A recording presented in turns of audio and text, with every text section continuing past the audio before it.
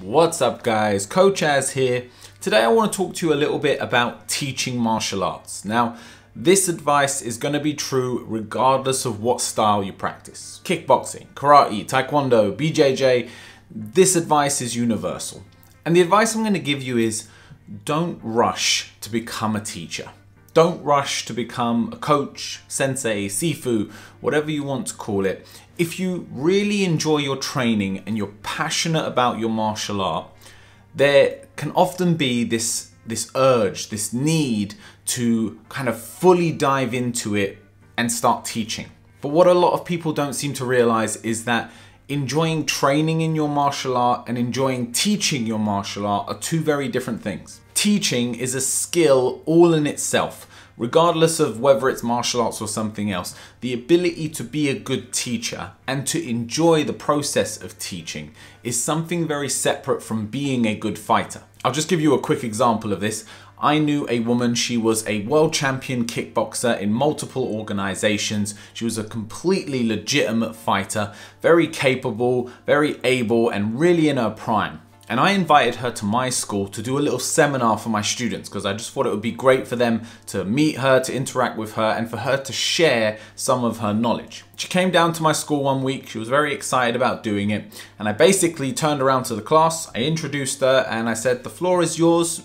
Do whatever you want with them, they will listen, you're the instructor. And in this moment, she completely froze. She didn't know what to do, what to say. She started stumbling over her words. She hadn't come here with a lesson plan or anything like that. Even though I told her, you know, I'll give you a couple of hours with them, you do as you please. She was not ready to teach. Now, this takes nothing away from her ability as a fighter, as a martial artist, but as a teacher, she wasn't even a white belt. And there's absolutely nothing wrong with that. The real point that I want to get across to you in today's video is that I don't want you to confuse your passion for training with a passion for teaching. Because one of the things that happens when you start teaching, it's inevitable, is you don't train as often or as intensely as you did when you were just the student. We all have the same 24 hours in the day, and what you choose to do with that time is completely up to you. But if you reserve 2 hours for martial arts per day, which is a lot of time for a lot of people, and 1 hour of that is going to be training, and now 1 hour of that is going to be teaching, you've got to see and understand how that teaching can start taking away from your training. Also, you start getting looked at as being in that role. So people start asking you for a lot more advice, people start asking a lot more questions, and when they partner with you, the dynamic has shifted. You're no longer just one of the guys or one of the girls. You are one of the teachers. You're one of the instructors. And it can often change the way that people approach you in the room. Now, what I don't want to do is push any of you away from the idea of teaching, because it's what I do for a living. It's the most rewarding thing I do in my day. I love it. I wouldn't change it for the world. I'm only trying to push the brakes on you a little bit to not think that just because you've been training for a few years or recently you got your black belt in a certain discipline, that the next viable step is for you to go out and open your own school. What a lot of people don't realize is that opening your own school is far more of a business decision than it is a passion decision through what you love doing, which is your martial arts. And this is where it can all come a little bit unraveled for people, because they're very excited at the start. They go, they find a hall, a community center, even they find a unit to rent, and they get the mats down, they do their logo, they decide on a school name. They start getting students through the door.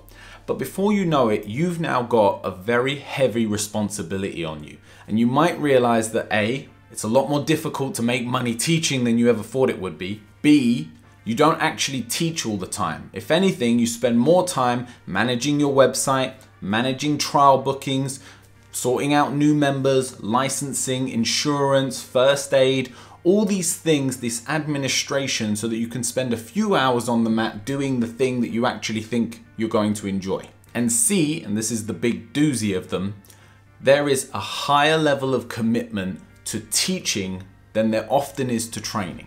As a student, if you decide one Tuesday, you're just too tired today, you're not going to class, it's been too long a day, you're going to catch up on it tomorrow, today you're giving it a pass, that's fine. That happens all the time, right? Now, if you're trying to become a world champion, that's not the right attitude to have. You need to go to training. But as a coach, these feelings don't matter. When I don't feel like it, and I love my sport and I love teaching, and still I have days where I don't want to go. I don't want to go teach. I don't want to do martial arts that day. I want a day off, but I have to go. And not only do I have to go, but I have to go with the right energy. I need to go there positive, upbeat, with a game plan, with a lesson plan, ready to deliver to my paying members, my paying students. I owe them that much. So although we like to think that there's a freedom with teaching, that you're no longer working a 9 to 5, you don't have to put a suit on and commute in and get the train and all the rest of it in the morning, you're still very much creating a job for yourself. Like, being a teacher is a job. It requires a certain amount of hours of you being on the mat. You're not delegating it to a bunch of other people. You can do that, and that's a great thing to do so that you're not spending all your time doing it. But you are committing your time to being on that mat every week. And you're not committing your time to being on that mat as the student, having fun, learning the new techniques, rolling with people, being part of the room. You're actually on the outside. And this is even as a very active coach. I like to do my classes with my members. I like to train with them. I like to rotate around partners, work out with different people, and then like coach them personally, one-on-one, as I move around the room. But I'm still not able to train how I would train if I was just one of the guys, because I have a responsibility to be the coach. I have to keep my eye on the sparring, keep the contact down. I need to keep an eye on the newbies, make sure they're not making any real big, obvious, glaring mistakes. So all I'm really saying here is, if you're really passionate about whatever martial art you're doing, and you really enjoy the training, and you really enjoy being on the mats, being in the gym, being in the room, then go through a progression with getting into teaching and really take your time with it. Start asking if you can assist at a class, or if it's okay for you to help the beginners with the real fundamentals of the technique. And all of this is provided that you're at a level in your own training where it really translates and it's appropriate for you to be teaching new people. You see it far too often with, like, take jiu-jitsu, someone who's got 3 stripes on their white belt, and then the 1 stripe comes in, or the no stripe white belt comes in, and they're trying to teach them. But they don't have a depth of knowledge yet to be passing it over. They might know the technique, they might know the sequence, but their understanding of the principles is nowhere near where it needs to be in order to be effectively passing on that knowledge without a huge risk of perverting what you're trying to say, of saying the wrong thing or giving the wrong lesson or intention. But provided that you do have the necessary amount of knowledge and experience in what you're doing and you want to get started, I really recommend just start assisting a bit and see how that goes for you, because that in itself is still not teaching. You're not responsible for the whole group or the whole class. You're kind of just dipping your toe.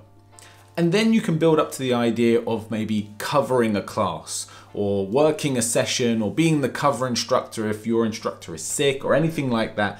And I would do all of this for as long as possible before making the quantum leap to wanting to open your own martial arts school or break away completely and start your own thing. As someone who does this full time, I struggle on a daily basis between balancing out my passion for martial arts, the amount of joy and happiness it brings me and the pride I take in my work, with the responsibilities that come along with it in terms of the responsibilities to my members, to myself financially to make sure I'm providing for me and my family, and also my responsibility to the martial art and ensuring that I'm offering a product that I'm proud of, that I'm teaching lessons and I'm teaching techniques that I think are viable and are going to work, whether it be in a competition or for self-defense. It's a constant battle within yourself to balance all these different parts of the equation. So if you love your martial arts, keep training. Train all the time, train as often as you can. And if you like the idea of teaching, which is a separate path, it's not the same thing as training, then start dipping your toe. But really take your time before you make any heavy commitments to anyone else or yourself before becoming a full-time or even part-time martial art instructor. Guys, I hope you've liked this video. It was a bit of a different topic. We've got some great content coming for you. If you haven't checked out the Stephen Wonderboy striking breakdown, I will tag it down in the description. It was a great video. I really enjoyed making that one. Let me know what you want to see. Hit the like button, hit subscribe, and I will see you on the next one.